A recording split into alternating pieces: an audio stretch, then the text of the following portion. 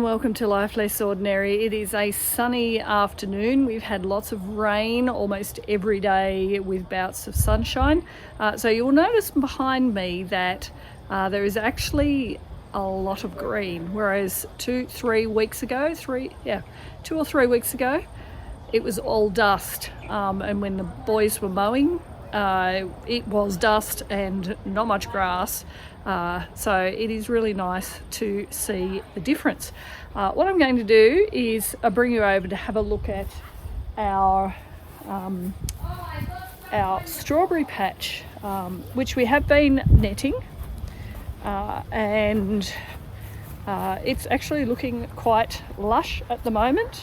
As you can see, netting them, just laying the net over the top, hasn't really affected sort of the height of their growth, and it has ensured that we do have lots of fruit there. So the girls have just harvested those just now, and if you remember, if you've seen any of my other videos, you'll notice that there are interspersed the asparagus in rows along here. So there's some of those are 2 years, some of those are 3 years, so we'll start getting some asparagus off those. But you can see that netting this has worked for us. Do you think? A little. Yeah. How's the strawberries tasting? We haven't tasted it. Ah, that's interesting. How come? Too distracted, probably. Too distracted? What were you doing instead? Trampolining. And chatting. Okay, well that's nice. All right, let's go and show everyone what else we've got growing in our garden. So we'll put the net back over before we move on. Otherwise, the birds will get what fruit is growing there, which will not be pleasant for us. Always protecting the crops. Yeah. Good job. Nice and easy. The other thing we have been trying to do is build more of our own compost so that we're not relying on soil that's brought in from other places. So it'd be great if we could be sufficient in that. Having said that, most of this is garden waste, stuff from household food waste that doesn't go to the chickens. There is quite a bit of wood chip. Again, that's something that we do get brought in, so we go and collect that. We use the ash from the fire to go into there, and the bedding materials for all of the chickens will go onto the compost. So what else other than wood chip that we do bring in is cow manure. So we're in the process of trying to source either cow manure or horse manure from someone else who doesn't use herbicides on their property, so that we can have compost for the coming growing season next springtime.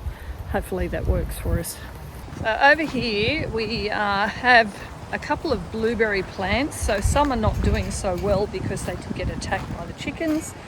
This one's a new one I got for Christmas this last year. These are ones that have been in there for a year, but again probably haven't grown so well because the chickens had been scratching around them. And you can see that we have just made a simple protection for it out of milk crates. So you do what you have to do in order to get things growing. So I'm just walking back down to the back to the Potager Garden, and as I go past here we have rows of sunflowers. Now these ones here are common ones, and the ones that were planted out the front are probably 4 times the size of this. So I'm imagining that the soil here isn't that great. This row here is artichokes. These are taking a huge amount of time to actually come into flower. Then I haven't actually planted anything on this espaliering, but here I have got zinnias. So I had leftover zinnias that I had planted out the front I had some leftovers which I planted here. Again, the soil probably isn't that great because they haven't grown so well, but what I did do, once they got to having 2 sets of leaves on there, I actually nicked the top of them so that instead of just having the one lot of flower coming up the middle, it will then start branching out. And as we cut more flowers, that's the plan, that we will end up with a much bushier, zinnier plant, more flowers, because you can never have enough zinnias. All the potatoes are here. So I have harvested some from across the bottom there. So I think they were the Dutch cream. And they were a good size. But these ones, as you can see, they're still growing. And I will be mounding up a bit more, putting some more wood chip alongside of them. Some of them are just starting to get flowers onto them. So we'll be able to harvest all of those, I'm imagining, in about March, and find somewhere to store them inside. So then we come to the arbour here, which I've got roses and lots of nasturtiums. And then we come into our potager area, which has 16 garden beds. They're all raised garden beds. They've got lots of the concrete Rio for espaliering. Some are in arches like this. And we've been a bit slow in getting things growing on those. So I do have cucumbers here, some mini ones, and cucamelons I think as well. Zucchinis and some melons on this next one to grow on those. And then there we actually have some pumpkins that are doing quite well. So the pumpkins in here have done and are doing quite well. Lots of flowers and beginnings of pumpkins on there. And along at this side is all of our berries. So you can see that they need a bit of tidying up. Down the end here are the thornless blackberries, and there are berries on there, however they are not yet ripe. So they should be fully ripe by the end of January. They're still really, really hard, but we're looking forward to being able to harvest off those. We are getting a few raspberries off these ones. And these ones down the end here were the boysenberries and loganberries, which we have. I think I ended up with about 15 kilos of berries off these, which we have managed to put in the freezer. So these will start dying back. We will tie all these up, and then that will be ready for May, June, when everything will be deciduous here. And then we can prune back the silver canes. They're the ones that will have fruited this year, and leave these newer ones, which will be espaliered up there for next year's fruiting. So that's a bit of work to do in the winter months. This garden bed is a bed that I did a lot of green manuring for a good year, chopping and dropping into this. We had done sweet potatoes in it 2.5 years ago. As you can see, this is doing really well. So there are 5 sweet potato plants that were planted in here. So we're hoping that we get lots of sweet potatoes of this. The leaves here, the younger leaves, you can actually use in stir fries and salads if you like. We don't, but it does look pretty amazing just looking at that. But just think about how many sweet potatoes are actually in that soil, given that we have, the raised bed that high.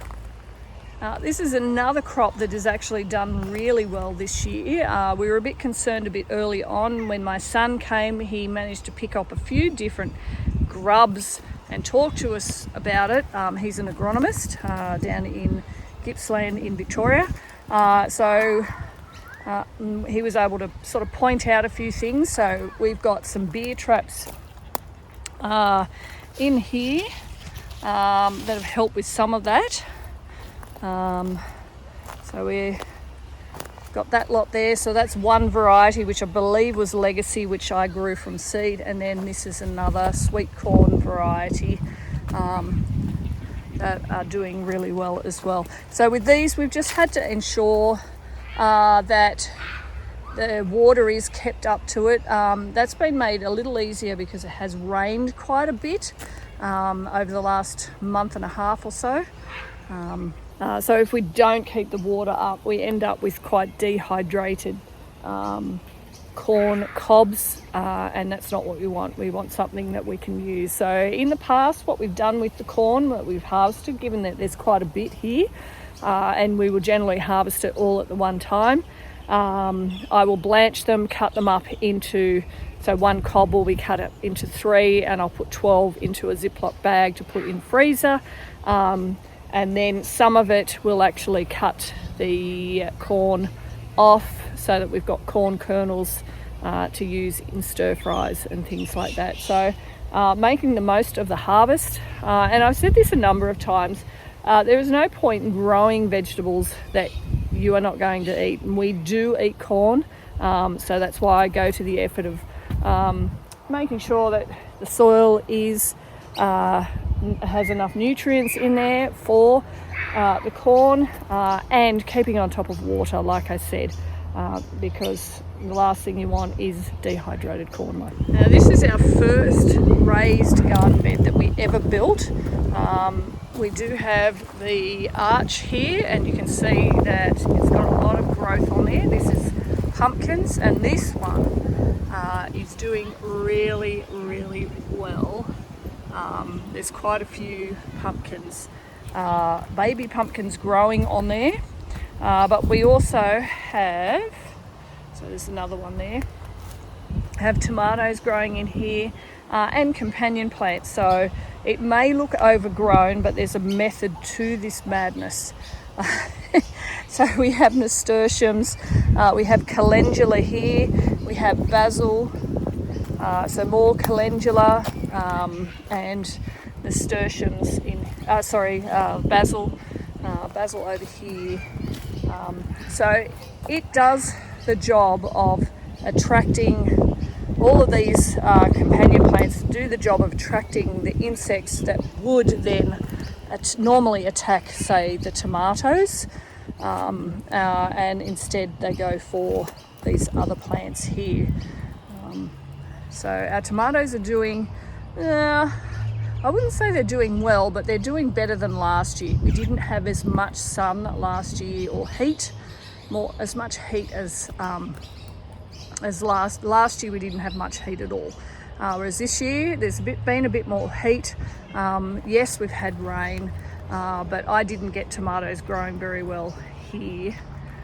So there's some tomatoes growing here. They're still little. We've got more on this one here.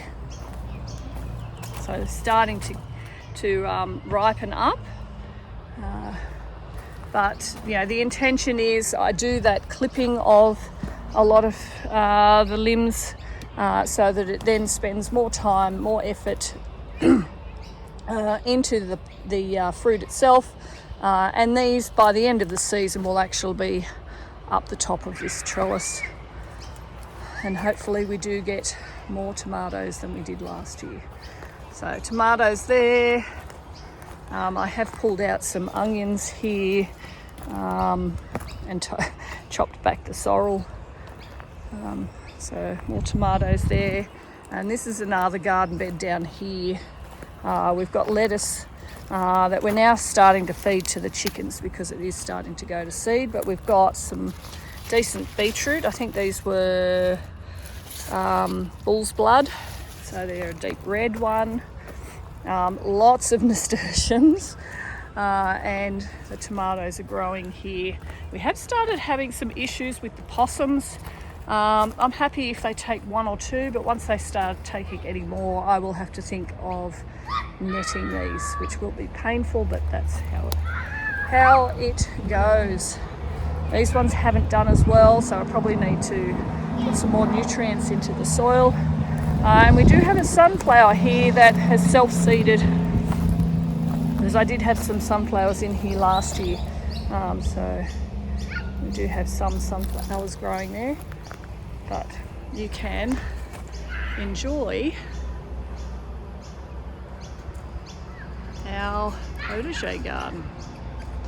And you may wonder why I would leave one bed entirely for flowers. Well, flowers are nice, and yes, I do have lots of other flowers growing in here, but it's just nice to be able to walk down here, get some snapdragons, some dahlias, see these tall hollyhocks, which are a different colour to the ones that we have out the front. So out the front we have a couple of other colours. This is something different out here. And the thing that I have found with a lot of these is they will seed again. If we keep chopping back the snapdragons, and if I cover them, they do actually keep growing back, or they drop their seeds and then come back up the next season. The dahlias will always put up more tubers if I don't divide them. Hollyhocks, I am never going to get rid of those because they do drop their seed pods. And there's lots of seed pods in a hollyhock. And the calendula, I'm forever pulling out. So this is all calendula. I'm forever pulling this out. I'm never going to get rid of calendula, but that's okay. They're easy to pull out.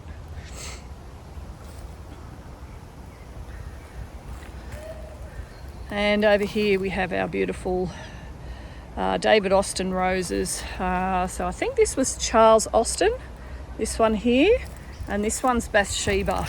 So they have a lovely light tea scented fragrance. It's just nice as you walk in to be able to enjoy that. Before I head out to the front, I'll just give you an update on our project from when we came back from New Zealand last March. We desperately wanted to put in some grapes. These are all table grapes, not wine grapes. I'm not going to that effort. I've had mixed results here.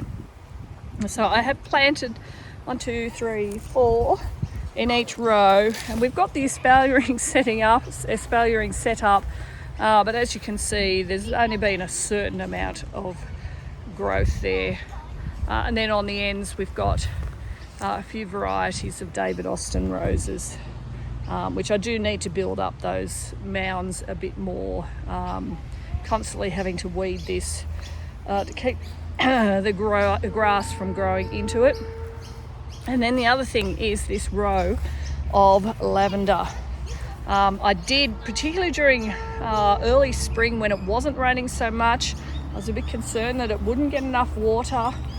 So I have had to water this whole area a little bit as they were beginning their growth. So as you can see, these two haven't fared quite so well, although that one's starting to bounce back. So hopefully I won't have to replace any.